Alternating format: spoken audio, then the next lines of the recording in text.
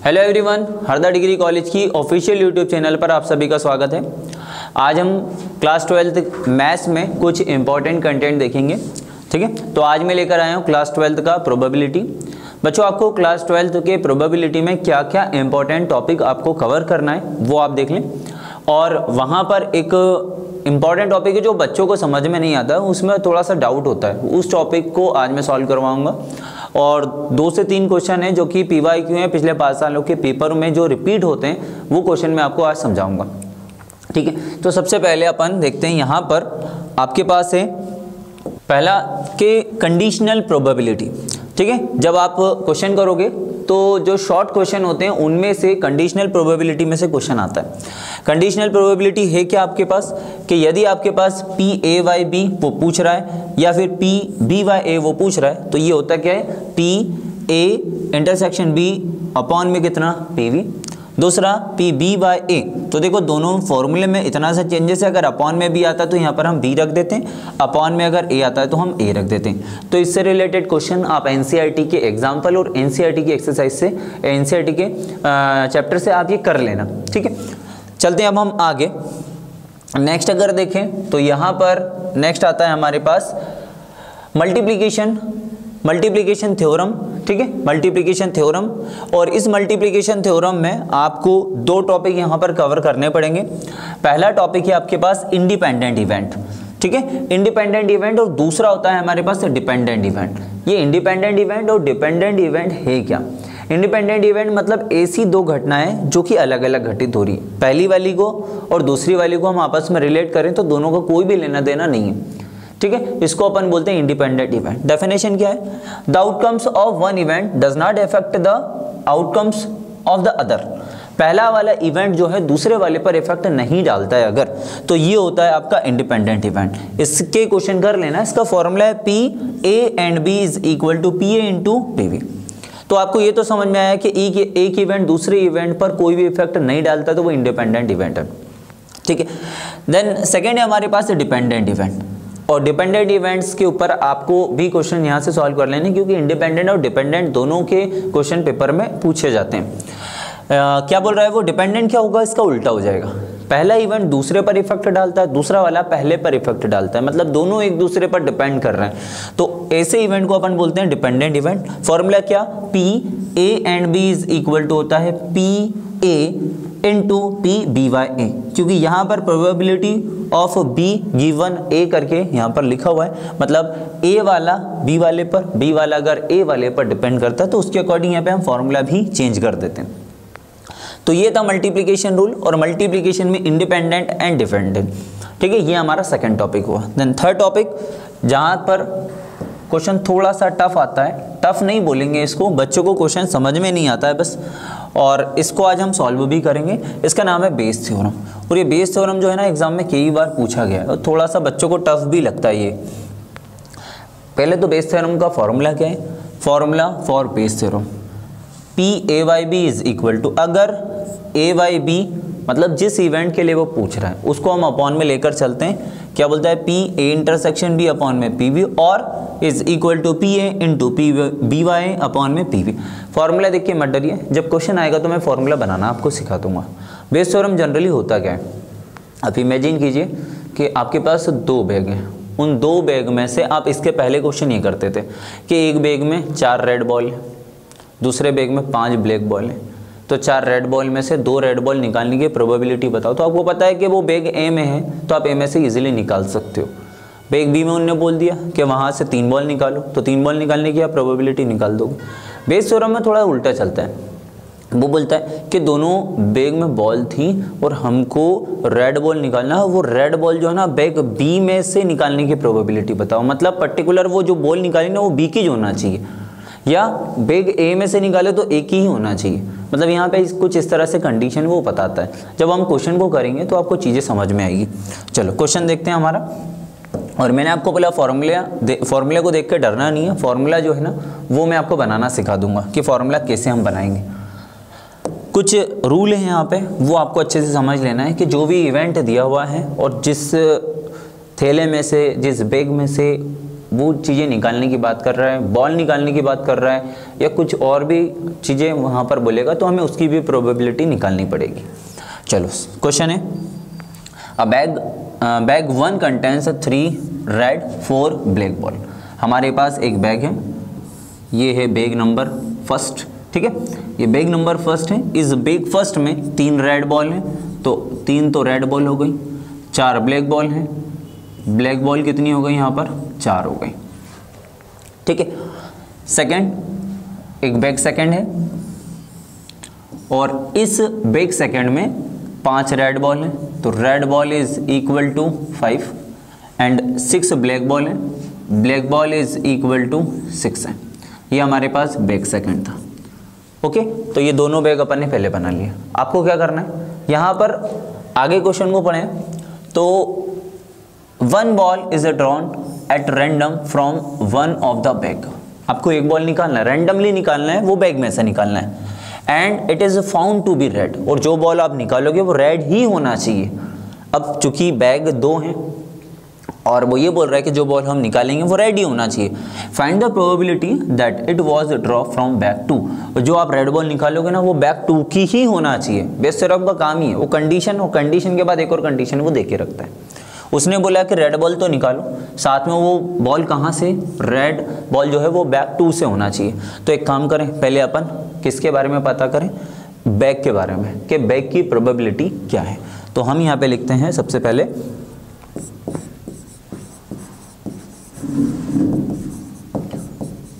Probability of bags. सबसे पहले first वाले के लिए निकालना है अपने को, तो फर्स्ट वाले को अपन एक काम करें, ई मान लेते हैं, E1 मान लेते हैं। क्या हो जाएगा, PE1, क्योंकि ये बैग आपका फर्स्ट है। Probability of bag E1 is equal to, formula क्या होता है प्रोबेबिलिटी का, पहला तो NE अपॉन में NS, ये फॉर्मूला अपन ने पढ़ कर है। क्या पूछता है वो, नंबर ऑफ आउटकम्स अपॉन में total number of outcomes. Number of outcomes मतलब बैग कितना है, 1, टोटल बैग कितने हैं आपके पास, टोटल बैग है आपके पास 2। ये हमारे लिए फर्स्ट के लिए फॉर्मूला, फर्स्ट के लिए प्रोबेबिलिटी निकली। इसी तरह से सेकंड के लिए probability of E2, bag second के लिए बैग कितना है, 1, टोटल बैग जिसके बारे में पूछ रहा था वो 1 ही है, और दोनों बैग टोटल बैग हमारे पास कितने हो गए, 2 हो गए, ओके। अब चलते हैं आगे क्वेश्चन में। क्वेश्चन में अगर हम आगे देखें तो वो ये बोल रहा है 1 ball is drawn at random. एक बॉल आपको रैंडमली निकाल लेना है ना। एक बॉल अगर हमने रैंडमली निकाली, 1 of the bag it is found to be red, और वो बॉल क्या होना चाहिए, रेड बॉल होना चाहिए। तो अब हम यहाँ पे लिखेंगे कि प्रोबेबिलिटी किसके लिए, रेड बॉल के लिए, ठीक है। प्रोबेबिलिटी किसके लिए, रेड बॉल के लिए। तो मैं यहाँ पे लिख रहा था प्रोबेबिलिटी ऑफ बैग, अब हम यहाँ पे लिखेंगे प्रोबेबिलिटी ऑफ बॉल,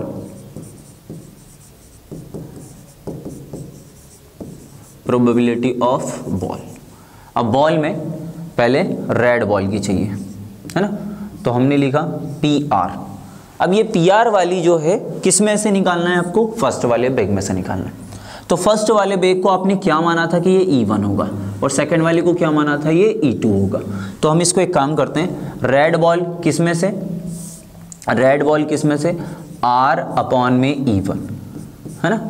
इसमें से अगर हम निकाल लें तो पहले तो आप रेड बॉल गिनो कितनी है, 3, ये हो गया 3 अपॉन में टोटल बॉल, क्योंकि फॉर्मूला क्या होता है, नंबर ऑफ आउटकम्स अपॉन में total number of outcomes. Number of outcomes में कितना है, 3, टोटल आउटकम्स कितने, 3 + 4, 3 + 4 कितना आ गया, ये 7।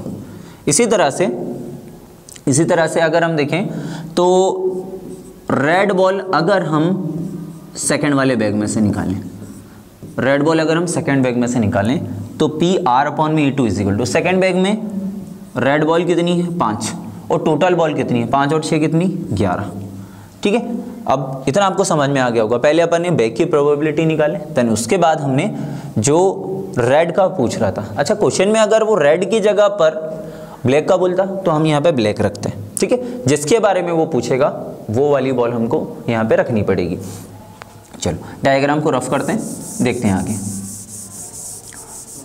अब क्वेश्चन में आगे क्या बोल रहा है वो, find the probability that it was draw from bag 2। Bag two के लिए निकालना है। अब बैक टू को हम कैसे अप्लाई करेंगे वो समझे।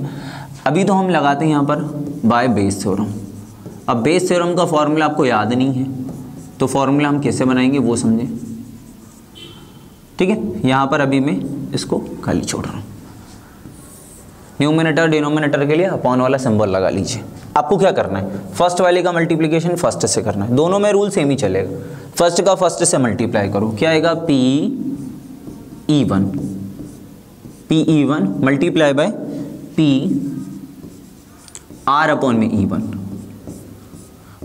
प्लस सेकेंड वाले का सेकेंड से मल्टीप्लाई करो, P(E2) into P R upon में E2, ठीक है। अब वो पूछ किसका रहा है, वो बोल रहा है कि find out the probability that it was a draw from bag 2। जब भी बैग 2 बोले तो बैग 2 वाला हमारे पास कौन सा है, बैग 2 वाला है हमारे पास P(E2) और ये PR/E2। तो जब बैग 2 का बोलेगा, जिसका भी बोलेगा, अगर यहाँ पर बैग 1 बोले तो इस वाले को उठा के ऊपर रखो, बैग 2 बोले तो बैग 2 मतलब सेकंड वाली कंडीशन, सेकंड वाली कंडीशन इसको उठा के न्यूमिनेटर पे रख दो। डिनोमिनेटर में फॉर्मूला हमेशा सेम आएगा, फर्स्ट का मल्टीप्लाई फर्स्ट से करना है, सेकंड का सेकंड से करना है, दोनों को जोड़ देना है।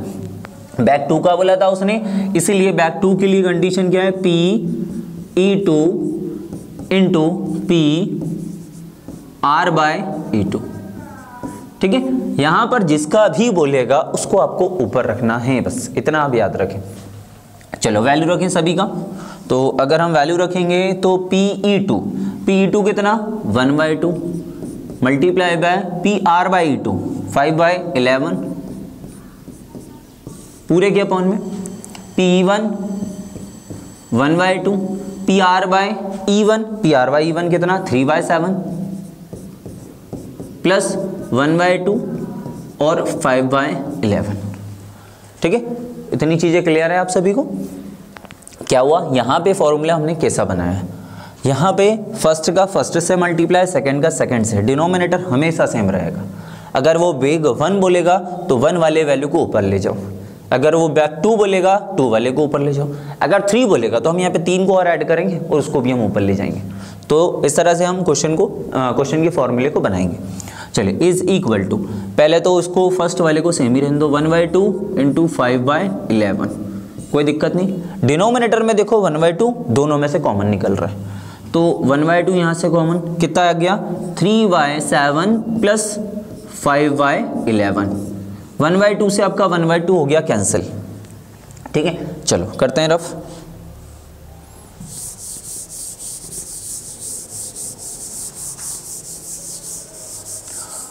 कितना बचा हुआ आपके पास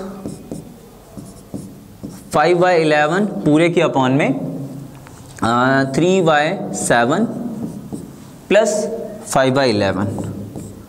चलिए 5/11 तो सेम, इसका मल्टीप्लाई इधर कर दो तो 11 3 ज़ा 33 प्लस 7 5 ज़ा 35 अपॉन में 5 अपॉन में 7 इंटू 11।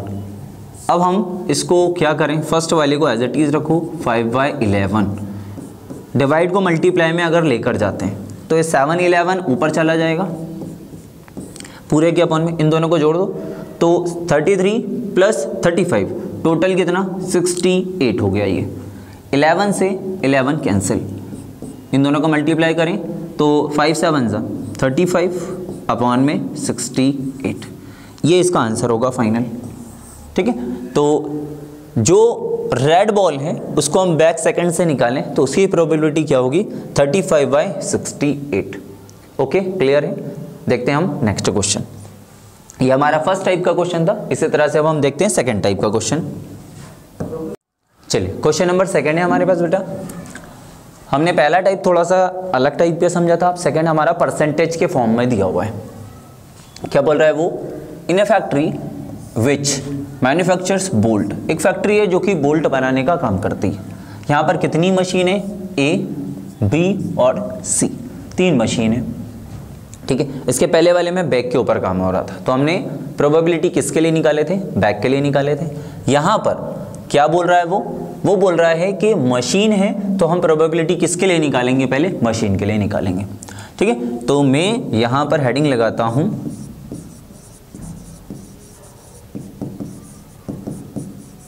प्रोबेबिलिटी ऑफ किसके लिए, मशीन्स के लिए।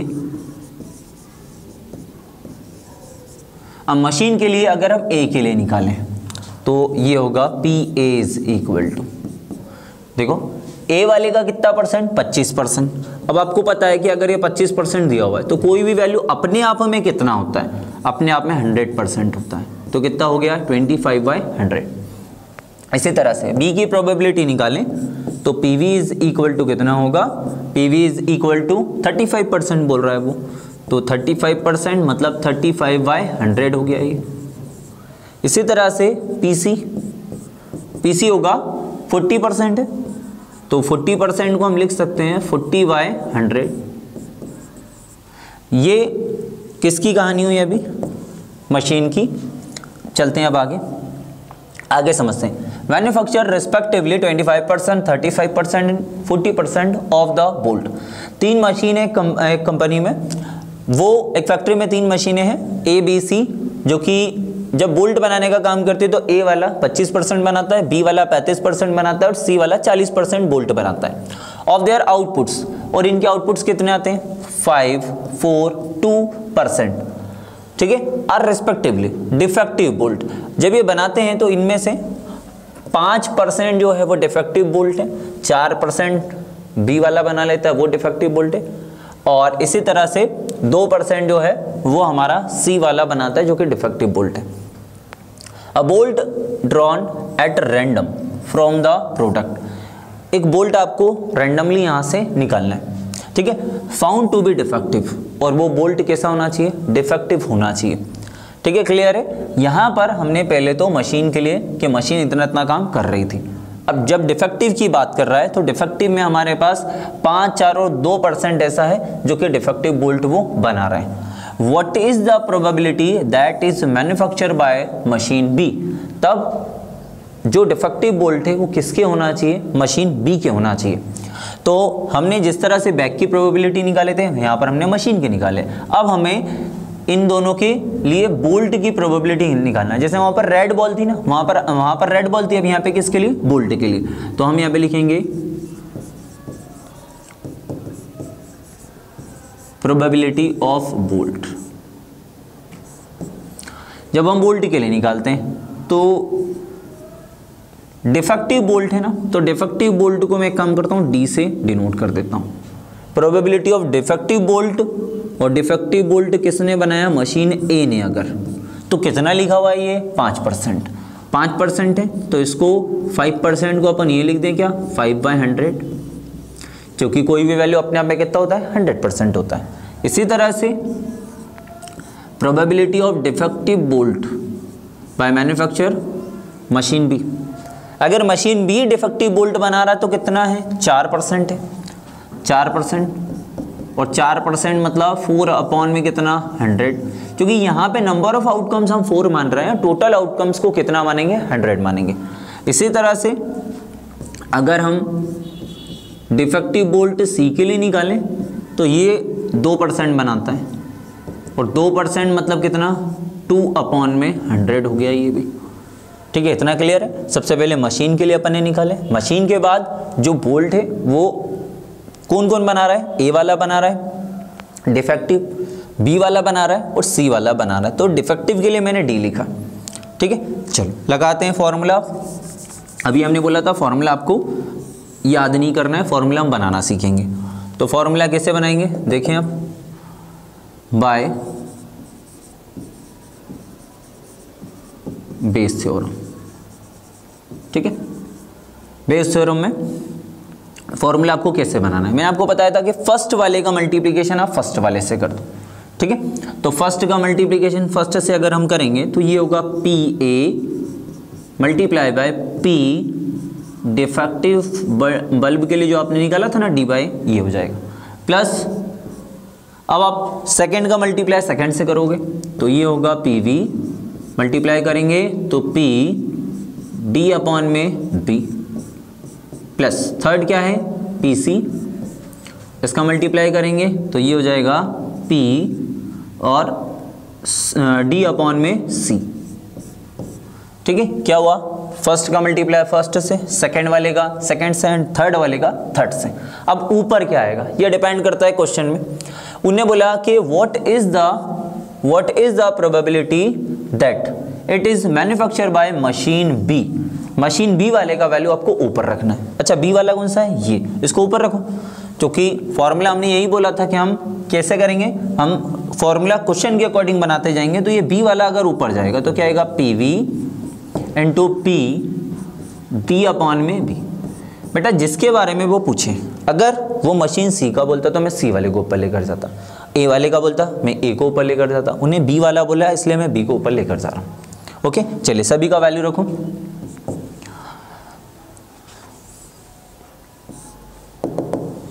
चलो P V P D by V. अब पी वी मतलब 35/100, 35/100 मल्टीप्लाई बाय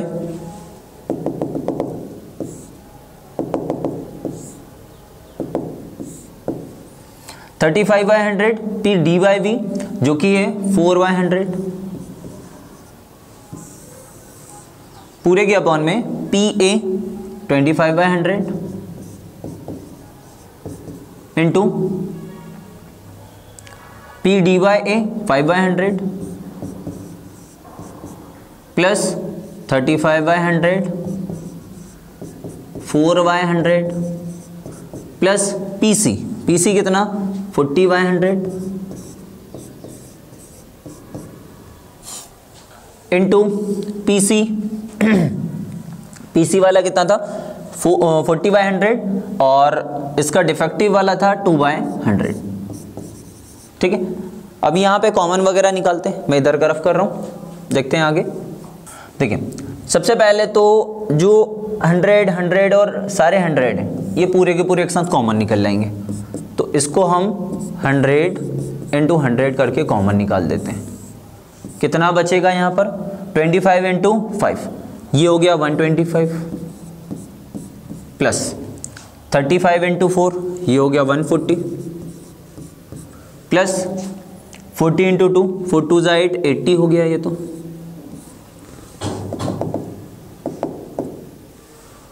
ऊपर देखें अगर हम तो 35 इंटू 4 ये होगा आपका 140 पूरे के अपॉन में 100 इंटू 100। ठीक है, ये दोनों 100 100, इसका मल्टीप्लाई हम नहीं कर रहे हैं।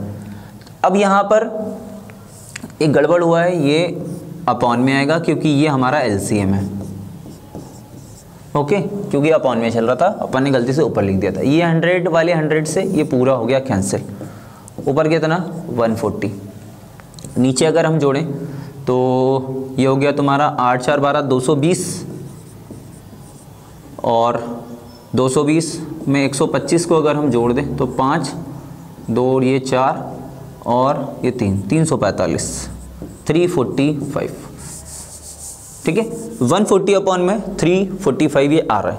अगर और इसको कट शॉर्ट करना चाहो तो आप कट शॉर्ट कर सकते हो। ओके, क्वेश्चन आ गया समझ में किस तरह से करना है। यहाँ पर हमें प्रोबेबिलिटी जिसके लिए वो बोल रहा है, जैसे मशीन के लिए बोल रहा था तो पहले हमने मशीन के लिए निकाले, देन इसके बाद वो डिफेक्टिव बोल्ट बोल रहा था, फिर हमने डिफेक्टिव बोल्ट के लिए निकाले।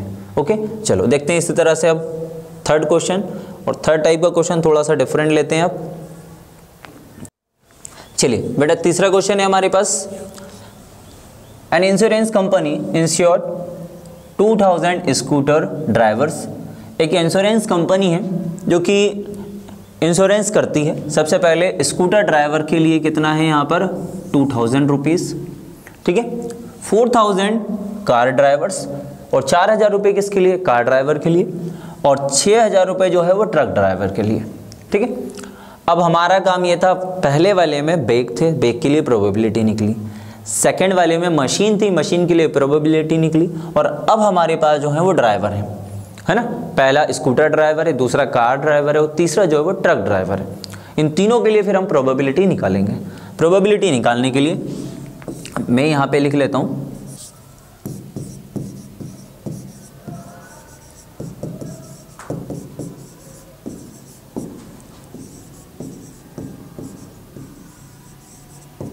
चलो, प्रोबेबिलिटी ऑफ ड्राइवर्स। अब ड्राइवर्स में पहला क्या है, स्कूटर।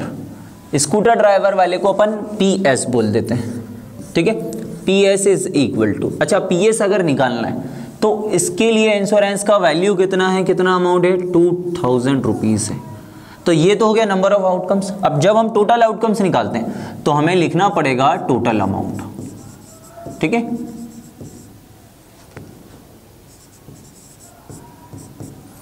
टोटल अमाउंट जो है ना वो कितना है, टोटल अमाउंट के लिए इसको एक काम करते हैं, NS दे देते हैं नाम, 2000 प्लस 4000 प्लस जो है वो 6000। टोटल अगर हम जोड़ें तो 6 4 10 और 2 12,000 रुपये हैं टोटल, ठीक है। यहाँ पे रखें अगर हम तो PS किसके लिए, स्कूटर ड्राइवर के लिए PS is equal to 2000 upon में कितना 12,000। कट शॉर्ट कर दीजिए, 3 0 से 3 0 कैंसिल, ठीक है। 2 1 ज़ा 2 और ये हो गया 2 6 ज़ा 12, 1 अपॉन में 6 आएगा ये। इसी तरह से सेकंड T, सेकंड क्या है हमारे पास, कार ड्राइवर। इसको कार ड्राइवर को अपन C लिख देते हैं। 4,000 रुपये कार ड्राइवर का था, पूरे के अपॉन में 12,000, 3 0 से 3 0 कैंसिल, 4 1 ज़ा 4 और 4 3 ज़ा 12, 1/3। ट्रक ड्राइवर का कितना है, 6,000 रुपये अपॉन में 12,000 है। इसको कट शॉर्ट करेंगे तो ये कितना आएगा आपका 1/2 आएगा। तो ये तो बात हुई किसके लिए, ड्राइवर के लिए। अब चलते हैं आगे क्वेश्चन में। The probability of an accidents are, अगर प्रोबेबिलिटी होने की बात करें तो इनकी एक्सीडेंट की प्रोबेबिलिटी फर्स्ट वाले की कितनी है 0.1, ठीक है। फर्स्ट वाले की प्रोबेबिलिटी कितनी है 0.1। सेकंड क्या बोल रहा है वो, सेकंड बोल रहा है वो 0.03, 0.01, 0.03 एंड 0.15 रेस्पेक्टिवली। मतलब फर्स्ट वाले की जो प्रोबेबिलिटी है एक्सीडेंट होने की वो कितनी है 0.01, सेकंड की कितनी 0.03, थर्ड की 0.15। One of the insured person meet with an accident, और तीनों में से कोई सा एक जो है वो मीट करेगा, ठीक है, जाके मिलेगा इंश्योरेंस कंपनी वाले से। What is the probability that he is a scooter driver. तो तीनों में से किसी एक का एक्सीडेंट हो सकता है, वो इंश्योरेंस कंपनी के पास जाकर मिलेगा। अब आपको ये बताना है कि जो एक्सीडेंट होगा, जो एक्सीडेंट करने वाला है, जो इंश्योरेंस वाले के पास जाने वाला है, वो कौन है, वो स्कूटर ड्राइवर है, ठीक है। मतलब किसकी बात कर रहा है वो, स्कूटर ड्राइवर की बात कर रहा है वो। तो एक काम करते हैं, स्कूटर वाले को आपने क्या लिखा है, S लिखा है, तो PS अपॉन में एक्सीडेंट के लिए निकालना है, तो एक्सीडेंट की बात कर रहा था, एक्सीडेंट वाले को अपन A बोल देते हैं, है ना। तो PS अपॉन में आप A बोल दो, या फॉर्मूले के लिए आप E1 E2 डाल दो तो भी उससे काम हमारा बन जाएगा। जैसे हमने PS, PC और PT ये ट्रक ड्राइवर के लिए अपन ये निकाला था। इसके बाद अगर हम फॉर्मूले को अपने हिसाब से चेंज करना चाहें तो अपन ये बोल सकते हैं कि जो स्कूटर है उसका पूछ रहा है तो स्कूटर वाले वैल्यू को तो हम ऊपर ही रखेंगे। अब एक्सीडेंट की बात कर रहा था ना वो, तो PA अपॉन में कितना PS, ठीक है। स्कूटर ड्राइवर का अगर एक्सीडेंट होता है तो उसकी प्रोबेबिलिटी कितनी है 0.01। इसको आप ये भी तो लिख सकते हो 1/, कितना 100। सेकेंड P, अब एक्सीडेंट होने की प्रोबेबिलिटी अगर हम कार ड्राइवर की बात करें तो इसका वैल्यू कितना 0.03। पॉइंट को अगर हम हटा दें तो कितना 3/100 होगा। अच्छा, यहाँ पे प्रोबेबिलिटी निकालना नहीं है, यहाँ पे ऑलरेडी गिवन है, उन्हें बोला ना कि प्रोबेबिलिटी ये है आपके पास पहले से। थर्ड वाला कितना होगा PA अपॉन में T। अब एक्सीडेंट होने की प्रोबेबिलिटी अगर ट्रक वाले की है तो उसका वैल्यू कितना है 0.15 है, जिसको आप 15/100 लिख सकते हैं। अब आपको फॉर्मूला बनाना है, तो फॉर्मूला बनाना हमने सिखाया। फॉर्मूला कैसे बनाएंगे, फॉर्मूला बनाने के लिए आप क्या लिखोगे, बाय बेस थ्योरम।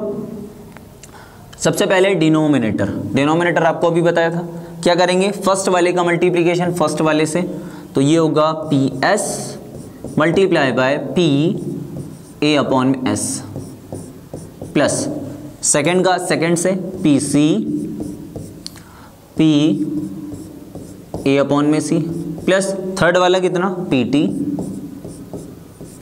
और इसका मल्टीप्लाई किससे, थर्ड वाले से, पी ए अपॉन में टी। अब क्वेश्चन पे जाओ वापस से, उसने बोला what is the probability that he is a scooter driver. Scooter driver की प्रोबेबिलिटी क्या है हमको ये बताना है। अच्छा, स्कूटर ड्राइवर कहाँ पर आ रहा है, स्कूटर ड्राइवर फर्स्ट पर आ रहा है, तो इसको ऊपर उठा के रख दो, ये होगा पी एस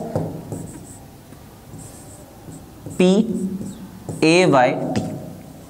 ओके, यहाँ पर हमको केवल वैल्यू डालना है बस, और वैल्यू डाल के सॉल्व करना है। तो P S A Y T, P S A Y T का अगर हम वैल्यू देखें तो पी एस कितना, ये है 1/6 into P S A Y T 1/100 पूरे के अपॉन में। अब तीनों का हमको वैल्यू रखना है, ये होगा 1/6 into 1/100 plus P C car वाले का कितना 1/3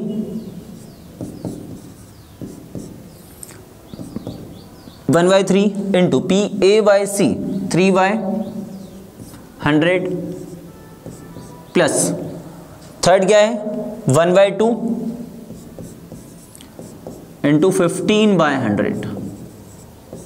अगर आप देखेंगे तो सब में से 100 आपका कॉमन निकल जाएगा और 100 से 100 कैंसिल भी हो जाएगा, बाकी जो बचेगा उसका हम एलसीएम ले लेंगे। तो आप सभी का काम है अब आप इसका एलसीएम लेके आगे सॉल्व करोगे।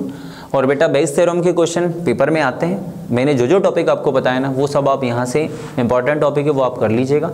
और भी ज़्यादा जानकारी के लिए और भी वीडियोस के लिए आप हरदा डिग्री कॉलेज के चैनल को सब्सक्राइब कर सकते हैं। मिलते हैं हम नेक्स्ट वीडियो के साथ नेक्स्ट टॉपिक में।